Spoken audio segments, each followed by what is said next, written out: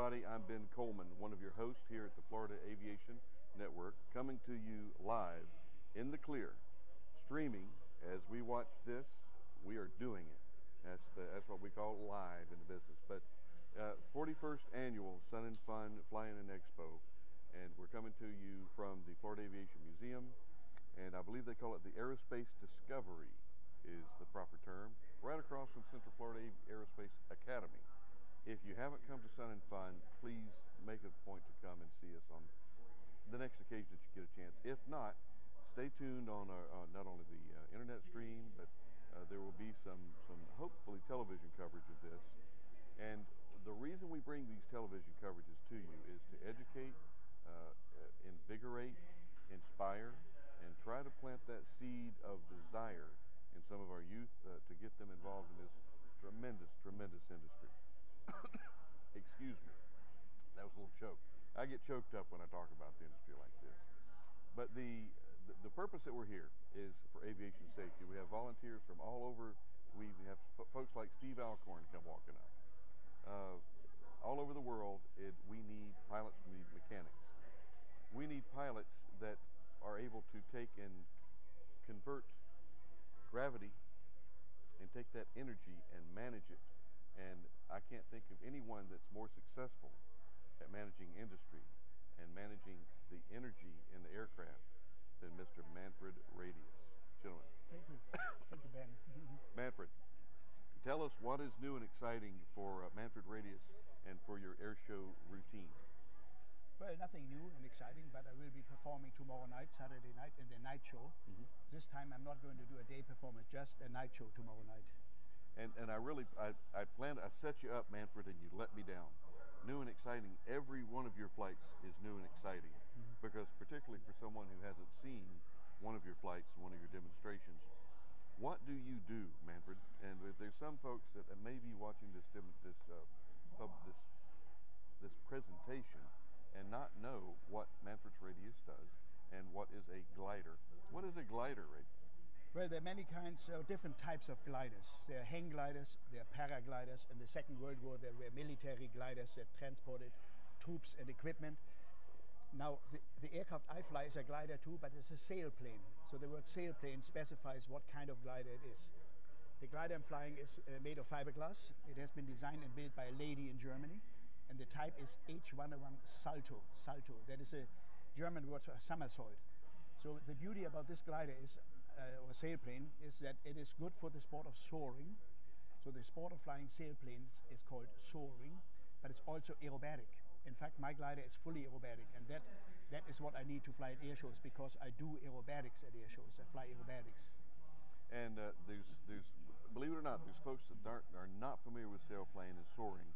And what do you use for power and propulsion through your routine, and how long is your routine? Well, my glider has no engine, so it needs to get towed up to altitude. And it gets towed up by a tow plane, a single engine plane.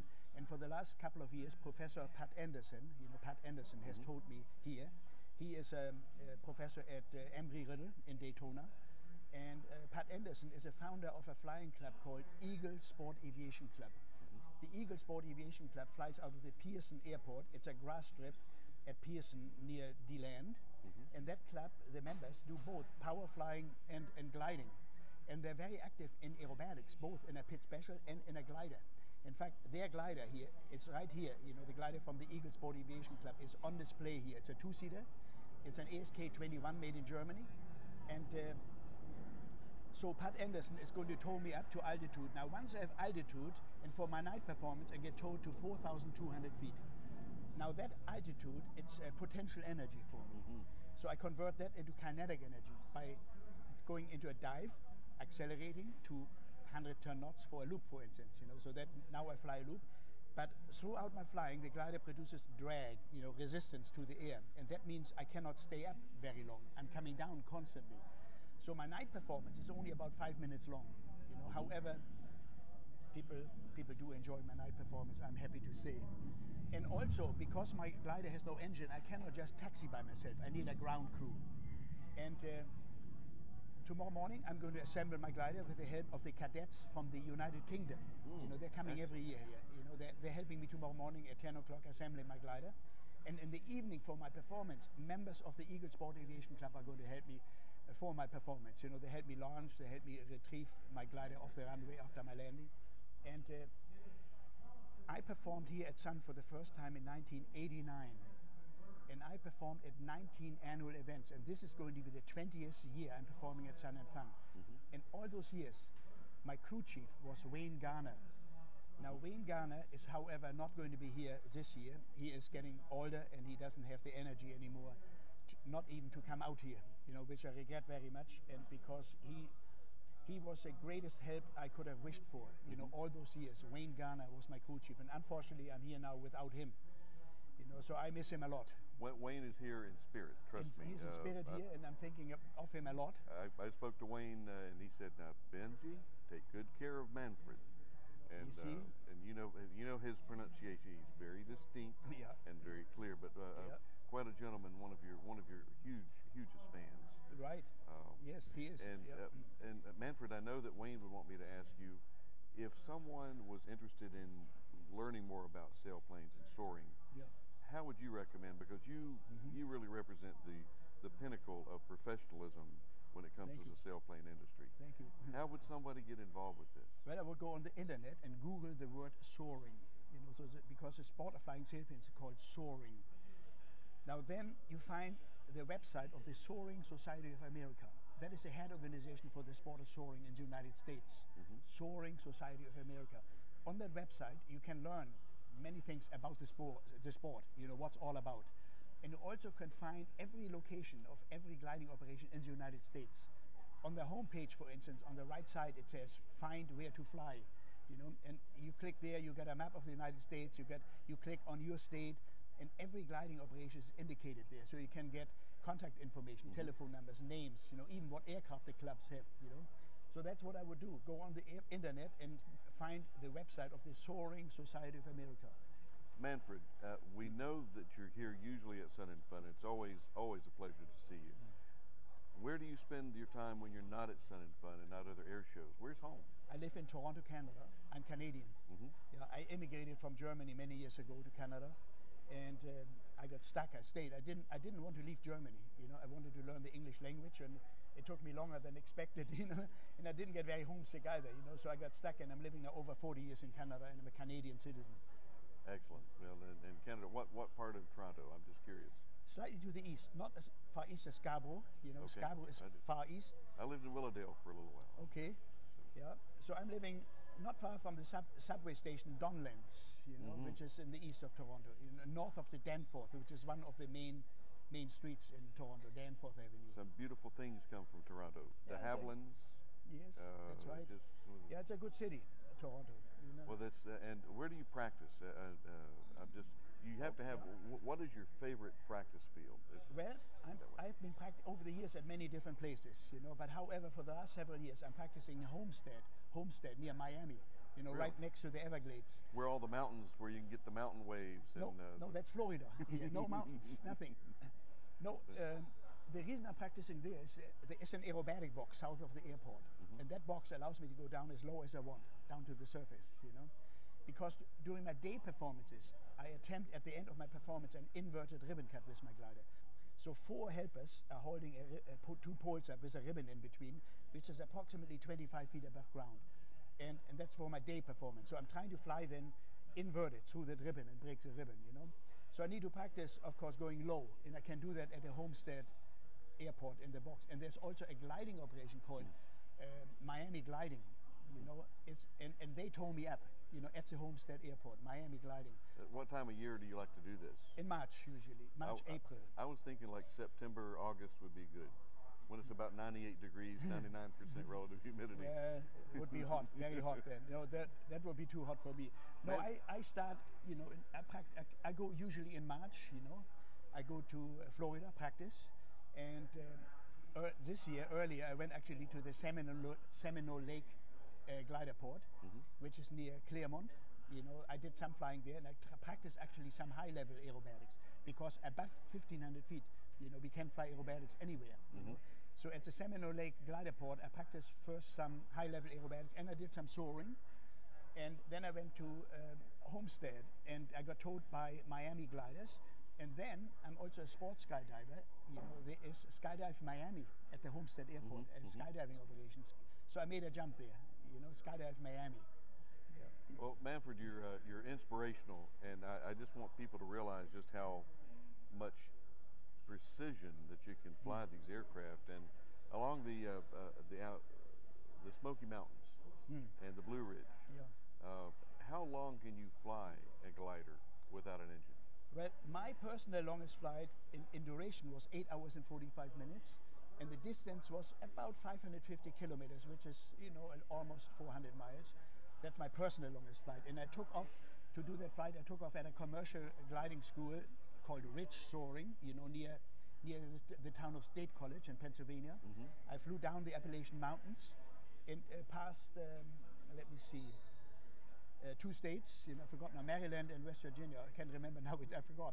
And returned, you know, so a little bit past the Seneca Rock. I flew a little bit past the Seneca Rock, which is a well-known mountain climbing site.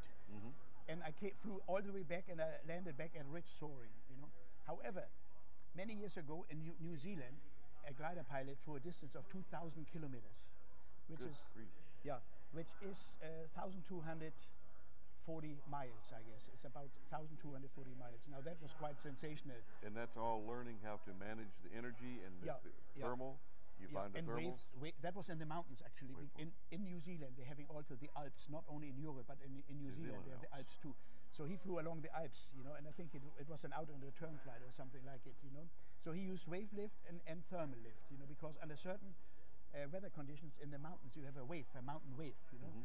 Now later, another New Zealand pilot flew the same distance, 2,000 kilometers. However, a few years ago, a German pilot, Klaus Coleman is his name, he specializes in world records. You know, that's all he does, world record flying. And he does it in the Argentinian Andes. He flew a distance of 3,000 kilometers. My goodness. Now it was not from 1.3 thousand, you know, it was kind of a zigzag flight. And I believe he used mostly the mountain wave, you know, so he was not low, he was high. So he was tacking through the air. That's right, and that's 1,860 miles. Now, somebody told me, now I haven't confirmed it yet, somebody told me from Minden, Nevada, just a couple of weeks ago, somebody exceeded 3,000 kilometers, something like 3,200 kilometers. You know, now one person told me that, but she said that's what happened. You know. Well, Manfred, I know that you're a master of the pure form soaring aircraft. Thank you. How about some of the new generation, new technology, the battery operated battery engine that pops up? Yes. Well, good point, because now my sailplane is all the technology. And but it was very well designed, so I'm still very happy with it. You know, there are still some gliders flying. They're 30 years old, and they're very, very well performing. Those gliders. However, besides gliders without an engine, you have motor gliders. You know, and there are a couple of different types. Now, some motor gliders are self-launching. You know, they have. You could, for instance, the engine is in the fuselage behind the pilot. You can extend a boom with a propeller. And now you can self-launch with those gliders. And when you are at altitude, you can retract the engine and the propeller. And you have a high-performance sailplane, nothing sticking out there, no propeller, nothing. You know. And then the others, they have a sustainer engine. They cannot self-launch. The engine and propeller is too small, you know, to launch. But if they're on a cross-country flight and they realize they're having to land, they extend the engine and can fly back home. You know, it's a sustainer engine. How about some of the engines that we have in the RC aircraft these days, electric? Yeah. I'm waiting for the introduction of an electric engine with lithium batteries that are really, that would be actually a self-launch as well. That's right, and I'm not sure that particular type I'm thinking of can self-launch, but it might be there already actually. It's every year, there are new developments every year. It's just amazing. You know, there are new engineers coming out, you know, and new engineers with new ideas, you know. There's, for instance, one very popular glider called Pipistrel, you know, and I think it's from Slovenia, I believe. You know, it's here. It's a side-by-side two-seater, which is a motor glider. I'm not sure it has an electric motor, that particular type of glider, but it is here on display at Sun and Fun. Manfred, in your career, do you see you transitioning to one of these new technology gliders, or are you happy with your? I'm happy with my glider, and if it's not broke, don't fix it. That is right. Very Leave happy it alone. with it. Yeah. Okay. That glider, I'm flying the H101 Salto, in my opinion, was 25 years ahead of the time. You know, it was way ahead of its time.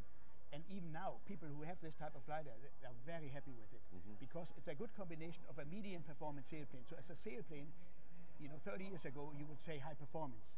And these days, gliders got better and better. So I would say now it's a medium performance glider, but it's fully aerobatic. And that is what I need at air shows, a fully aerobatic sailplane. Doing aerobatics, Manfred, tell me, how many Gs? Do you have a G meter in your... I have a G meter. And typically, in my day performance, I'm getting up to +6 and -5 G. Good grief. In the day. Now at night, I don't do those hard maneuvers because people couldn't see it. You know, at night you couldn't appreciate it. So at night I have sparks coming off the wingtips, and you can see the loops and rolls. You know, half cube 8, you know, half reverse cube 8. All those maneuvers I do at night. Well, but it's nice because it's dramatic because of the sparks. pyro Exactly. that you have. You can easily see it. Manfred, how important is maintenance to your operation? There is not much maintenance for glider, but there's some.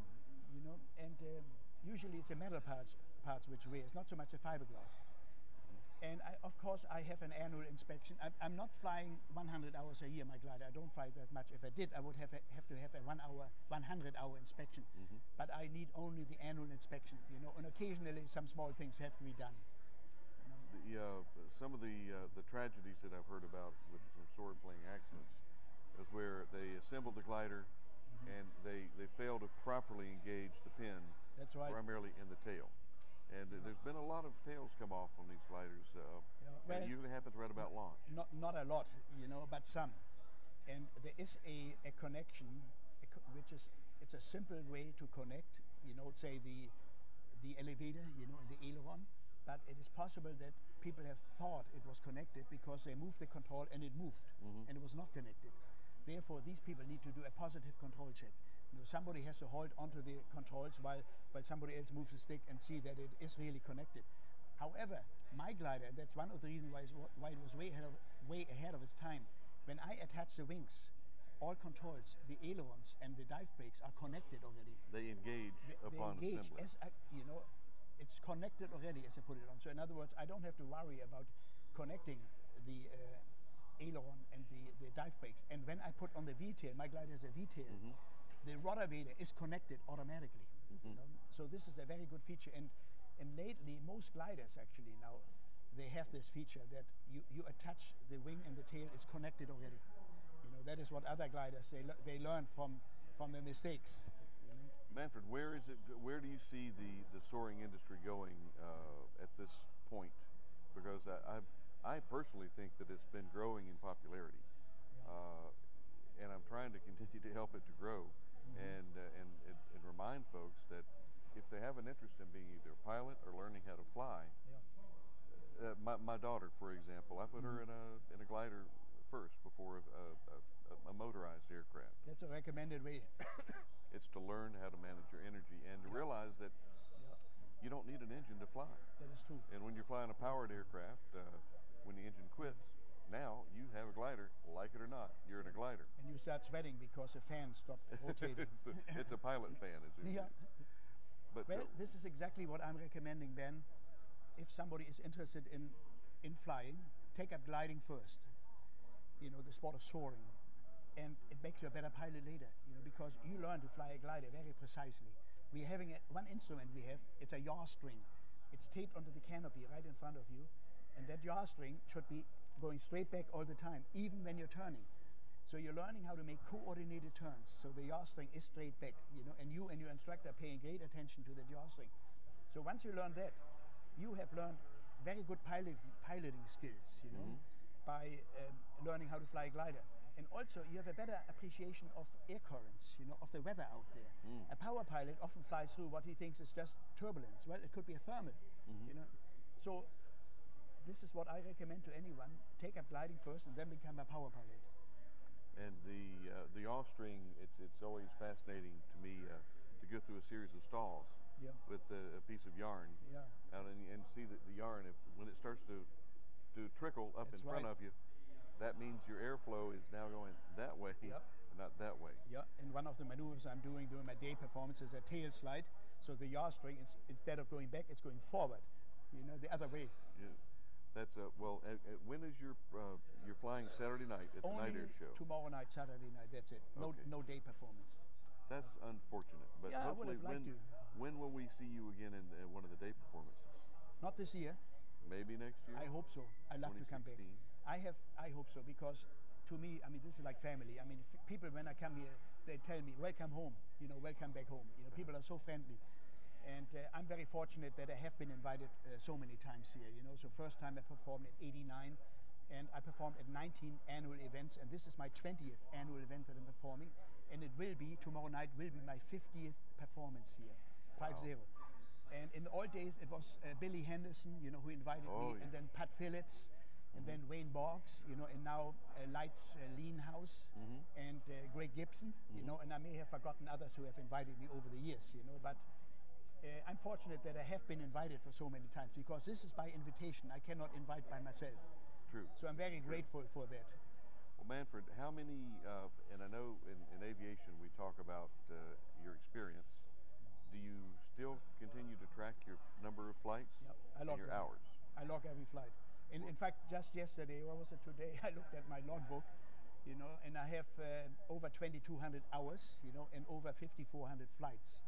Now, the hours, considering the time I'm flying, you know, I took I was 17 years old in 1961 when I took a ride in Germany. I happened to find the gliding club there. You know, I was riding a bicycle, and by coincidence, I found the gliding club, you know, in 1961 in Hamburg, Germany. And a guy came over and told me that for 10 Deutschmarks I could have a ride in a glider. I didn't have any money with me, but I came back, took a ride. It was a lady pilot, actually, you know, and that club in those days, they had winch tow. They did not have aero tow, they had winch tow. And we didn't get very high, and there was no lift, no rising air current, so the flight was about 5 minutes. Then it was good enough for me. I joined the club in 1961, you know. Great. So for the years I'm flying, I haven't accumulated that many hours, because I don't soar that often anymore, you know. Most of my flights are air show performances, and they're short, you know. And so 2,200 hours is not much for the years I'm flying. I mean, they're instructors, you know, they're flying, they make 10 or more flights, you know, every day on the weekend, so they accumulate the hours. And others, they go soaring, you know, they fly for hours, you know, on a Saturday. They might fly 4 or 5 hours on a Saturday and again on Sunday, you know. So most of my flights are shorter flights. We're all about proficiency, and that's why even in your 2,200 hours, for some of the airline pilots, that's only 200 trips. Yeah, not many trips. I mean, for them. 200 trips is about 2,200 hours. They have 20,000 hours of the airline pilots. But you give me a person that has 1,000 hours, 1 hour 1,000 times, or 1,000 hours once. I'm going to be with the one that's gone 1 hour 1,000 times, the up and the down. Right. Yeah. And the tow. Tonight you're going to go to, or correction, tomorrow night. You're going to go to, or whenever that night flight is. After 8 o'clock. It's going to be 8 o'clock. At 8 is twilight, so I hope I fly a little bit later. And you'll be going to altitude of 4,200 feet. Correct. And who determines that you need 4,200 feet? Not 43, not 41. I determine it. Okay, and is that just out of experience, or? Yeah. So you've tried it at 41. I practice a routine. I figure that is the right height for me, you know. And by the way, yesterday the night show was started on Wednesday, was it, by the Aeroshell aerobatic team, you know. The Aeroshell aerobatic team, they are fantastic, you know, both their day and night performance. You know, I'm a great fan of theirs. Well, I'm pretty good friends with the guys at the Aeroshell, and I asked them, so, guys, how do you do it flying at night, just as well as you do in the daytime? I mean, don't you have trouble with your vision at nights? Well, then it really doesn't, because our eyes are closed anyway. Yeah. So it doesn't make any difference if we're flying in the daytime or nighttime. I think they were pulling my leg, Manfred. You think they were kidding with me? I think they were pulling your leg. You know, yeah. You see, at night, there are lights down there, you know, the city. So you know where it's up and down. And also, you can imagine where the horizon is. Even if you don't see the horizon very clearly, you have a pretty good idea where the horizon is. And sometimes it's moonlight, you know, so you have quite a bit of light, actually. But even if there was no moonlight, you have the lights down there, you know, and you can imagine where the horizon is. Even on some hazy days during the day, you don't see the horizon either.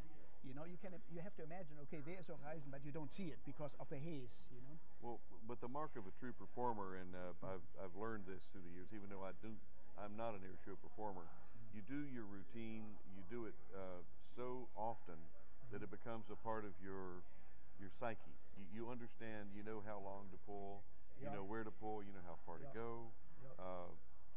But that's experience, and you can't get that experience reading a book, watching a video, That's right. or having somebody explain to you. It comes You have from to do doing it. You have to do it. That is right. And nevertheless, despite my experience, I still have to concentrate on the job I have to do. I have to make sure I stay on stage in front of the spectators, you know.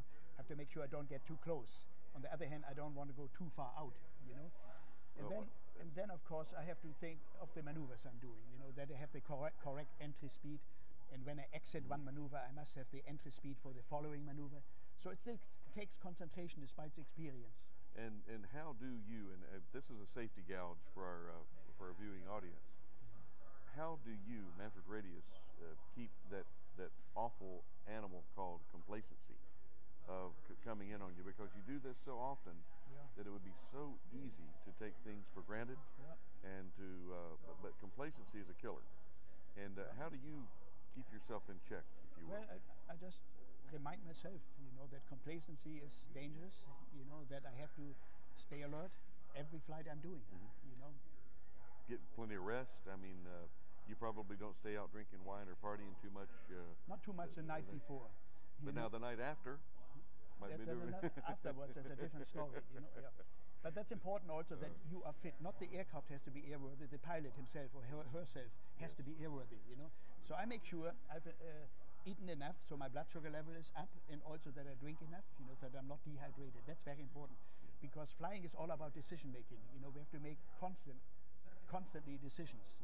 And if the blood sugar level is low or you're dehydrated, you know, that impairs your decision making ability, you know. So it's important that I am in good shape, and which allows me to make the right decisions. Manfred, I'm going to put you on spot here, and hopefully don't get mad at me. But how many flights have you canceled because either you didn't feel well, or you just decided that this is not, I'm going to make the decision I'm going to ground myself? Not once. Not once. I have done every performance I was scheduled to do, and the reason was I'm in very good health. I can tell. Yeah, I'm very fortunate, you know. I can tell, and it's. Would you hesitate to ground yourself if you had either a bug, or your stomach, or a cold? It would be a difficult decision to make, you know, because once you're at an air show, they expect you to perform, you know. But also, the air show organizers, those people who invite you, they understand, you know, that there's a point where you would not be safe to fly, and they understand and appreciate that you say, I'm sorry, you know, it's not safe today, you know, because that's professionalism, you know. There's a point where you say, okay, today I cannot fly. But luckily, it never happened to me. Well, Manfred, I can assure you, and I've talked with Greg Gibson and Lights, and one of the reasons that you're always invited back is because you are the consummate professional. Thank you. And you do not have to ground yourself, because you do stay fit, and you keep your aircraft fit, and you take good care of your crowd. Manfred, thank you so much for joining us. Thank you, sir. Thank you very much. It's always a pleasure. My pleasure. And it's just always I have to pinch myself for to get to speak with some of these beautiful, beautiful examples of aviators. And let's knock this one off. And I want to watch Manfred fly his night show, and then we'll talk to you on another interview. Thank you. That's it.